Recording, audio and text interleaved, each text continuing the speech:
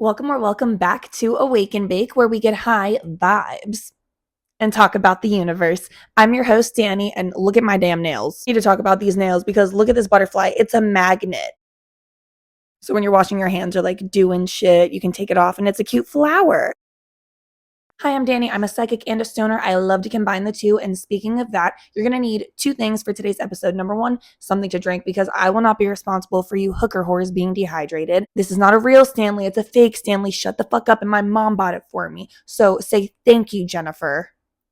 No, Jennifer, you don't need to say thank you. We say thank you to Jennifer. And if you are partaking with us, if you're a gardener per se, just make sure that you have something to hit. I have to not say the SMOKE word because I don't want to get age restricted, but this is the white gummy hybrid from High 90s.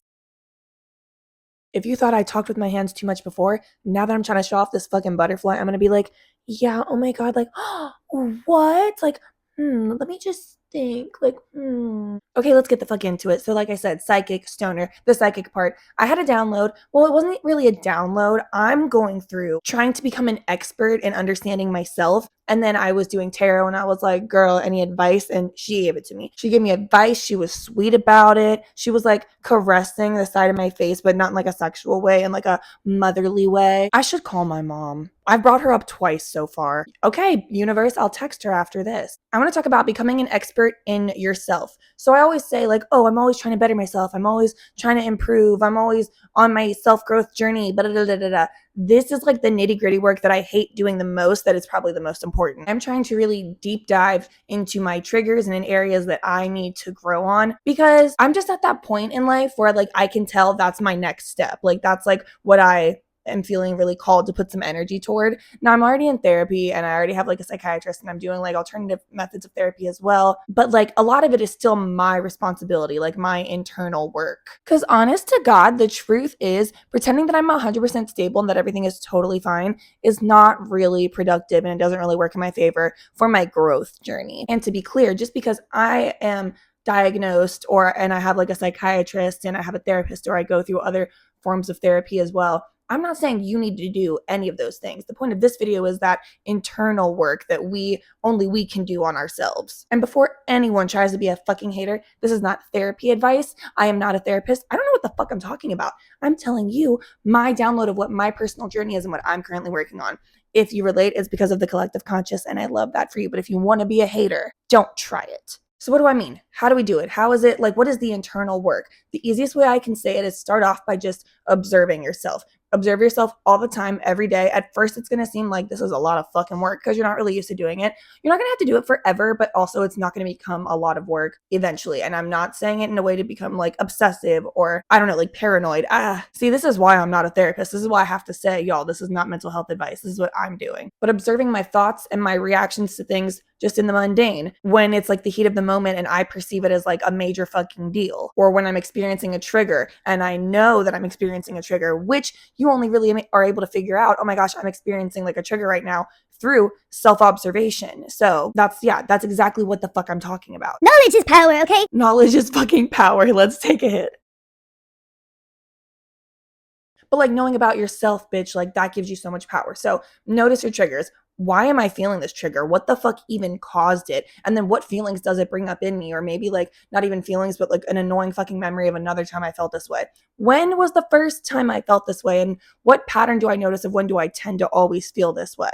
Also, are my reactions to it like fucking reasonable? Or would another person who doesn't have this history react the same way?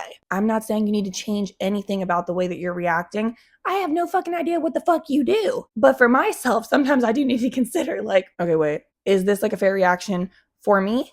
Is this a fair reaction, period? Or is this like not a fair reaction, but like it makes sense why I'm reacting that way, but it's not really fair? No. Fuck being fair. Is it causing more harm than good to me and to what I want the outcome to be? I guess I basically try to observe everything about the trigger. What caused it? When have I felt like this before? What feelings and memories does it bring up, etc. And then I also try to think about how am I reacting to it each time? Have I been productive in the ways I've handled it in the past? How can I maybe do better moving forward? The T is the hardest part is catching yourself in the moment, like trying to be aware of these things while you're feeling reactive, it's very hard. And then not only like, okay, baby steps, because at first you're just going to be like, oh my God, I noticed this. Sometimes it's okay to say, I observe that I'm triggered right now. You don't have to have the answer of how to fix it. You don't even have to handle it perfectly right now. That can be a journey, but you got to start somewhere. So sometimes saying out loud to yourself, to whoever's involved in the situation, I observe that I'm triggered right now, and I observe that it's making me feel this way. And that's what I fucking observe. That alone is such an essential part of communication anyway, and how you handle conflict within yourself and with other people is just acknowledging this is what's going on instead of just running with the feeling and the reaction. Like being present, you don't have to have the answers or the solution, but like being aware of what's going on, being mindful. The results will come, the baby steps will come, the progress will come, but pat on the back, like suck your own titty for even being able to notice it when it's happening. Pat on the back, suck your own titty, take a hit.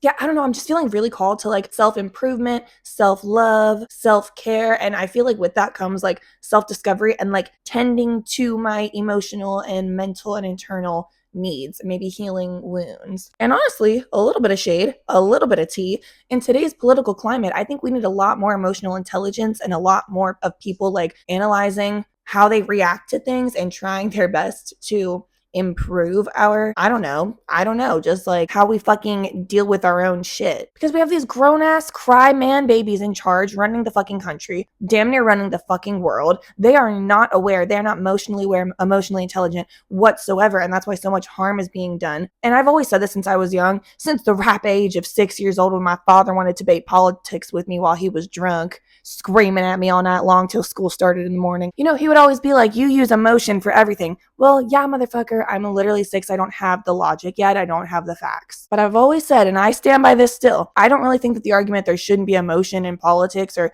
women run on emotion, because we are humans. We do operate on emotion. And what are politics like governing? Humans. They're not governing the fucking animals and the fucking bugs. Like, shut the fuck up. Like, you are talking about humans. You need to take care of humans. You need to have some type of emotional wherewithal and intelligence. Like, grow the fuck up.